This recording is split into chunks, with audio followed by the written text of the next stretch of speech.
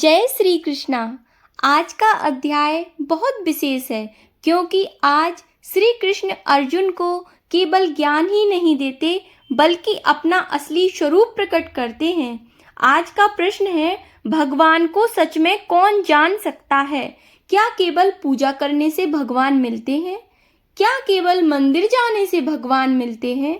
क्या फिर भगवान को जानने का कोई और रास्ता है? आज हम जानेंगे भगवान को समझना और अनुभव करना कैसे संभव है। भगवान को दो प्रकृतियां हैं। भगवान की दो प्रकृतियां हैं। श्री कृष्ण कहते हैं, मेरी दो प्रकार की प्रकृतियां हैं।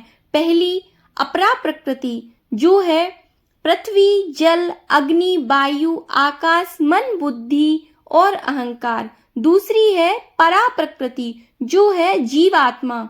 मतलब क्या?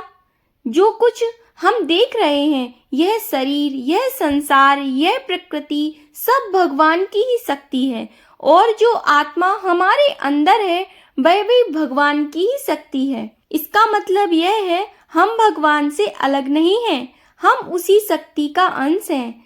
जब यह समझ आ जाती है तो अकेलापन खत्म हो जाता है। श्री कृष्ण जी कहते हैं, सब कुछ मुझसे ही उत्पन्न है, मैं ही इस संसार का मूल कारण हूँ। जैसे मोतियों की माला में धागा दिखाई नहीं देता लेकिन वही सबको जोड़कर रखता है, वैसे ही भगवान हर चीज में है लेकिन दिखाई नहीं देते। सूरज की रोशनी में भी वही है, चांद की शीतलता में भी वही है, मनुष्य की बुद्धि में भी वही है। जब यह दृष्टि बदलती है तो जीवन बदल जाता है। फिर हम हर चीज में ईश्वर को देखने लगते हैं। लोग भगवान को क्यों नहीं पहचान पाते? श्री कृष्ण कहते हैं, माया के कारण। माया क्या है? माया भ्रम है, अहंकार है, लोभ है, वासना है। जब मन इच्छाओं में उलझ जाता है तो भगवान की सच्चाई छिप जाती है। बहुत लोग भगवान को केवल संकट में याद करते हैं, लेकिन सच्चा भक्त वह है जो सुख में भी भगवान को याद रखे। चार प्रकार के भक्त होते हैं। श्री कृष्ण कहते हैं, चार प्रकार के लोग मुझे भजते हैं।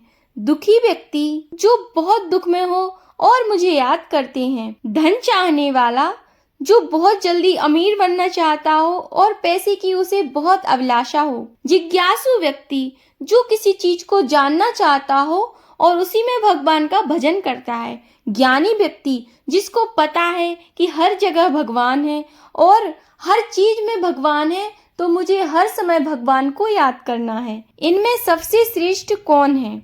सबसे श्रेष्ठ है ज्ञानी भक्त, क्योंकि वह भगवान को केवल इच्छा के लिए नहीं, प्रेम के लिए याद करता है।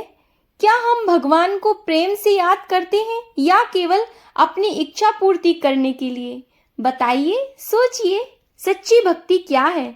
कृष्ण कहते हैं, जो मुझे हर जगह देखता है और हर चीज को मुझ में देखता है वही सच्चा भक्त है।